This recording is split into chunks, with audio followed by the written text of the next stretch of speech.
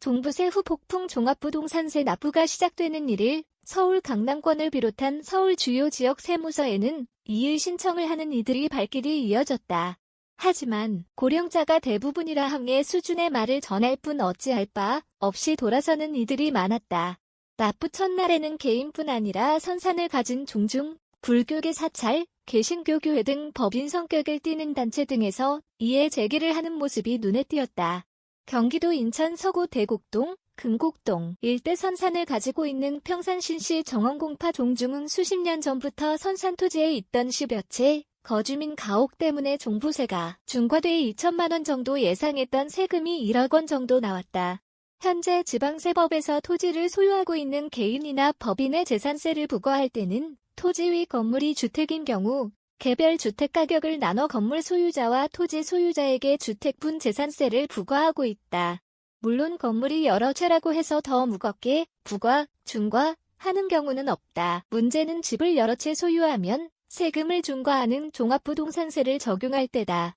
이 경우 세무당국은 토지 위 타인 소유의 집이 여러 채 있는 경우에도 토지 소유자의 주택수에 포함해 다주택으로 종부세 중과세율을 적용해야 한다는 입장이다. 종중은 자신들이 소유하지도 않는 주택에 종부세를 중과하기까지 하는 것은 너무한다. 우리 종중이 소유한 선산 토지는 투기 목적과는 아무 관련이 없다고 항변하고 있다. 관련 사례 중 가장 최근 판례는 2020년 12월 조세심판원이 판결한 것으로 B씨 소유 토지 위에 13채의 타인 소유주택이 있었지만 B씨를 3주택 이상 소유한 자로 보고 중과된 종부세율을 적용한 것은 잘못이라고 판결한 바 있어 전국 종중들에 의해 제기가 이어질 것으로 보인다.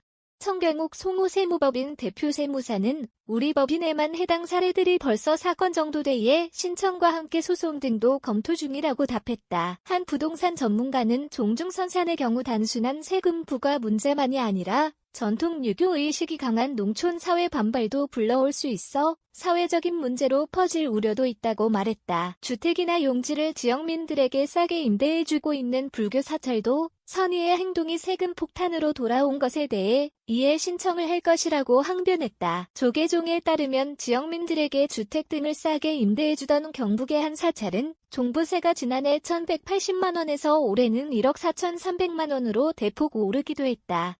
조계종은 전통사찰의 경우 오래전부터 지역주민을 배려하고 지역주민과 상생하기 위해 최소한의 임대료만 받고 다수 주택용지를 제공해왔는데 투기 방지를 위해 제정한 종부세를 사찰에 부과한 것은 유감스럽다며 이에 신청기간 내에 반드시 세무서에 신고해 세액을 감면받아야 한다고 주장했다.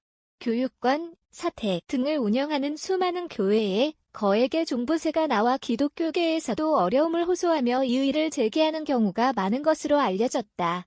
부동산업계 한 관계자는 사찰이나 교회에 부과된 종부세는 결국에는 신도들에게 전가될 수밖에 없어 민생에 어려움을 더할 것이라고 지적했다. 국세청에서는 사찰, 교회 등 종교단체와 같은 공익법인에는 종부세 특례 적용을 위해 오는 15일까지 세무서 내 특별 신청 창구를 운영할 예정이다. 박준영 기자 매일경제 mk.co.kr 무단 전제 및 재배포 금지에 해당 언론사로 연결됩니다.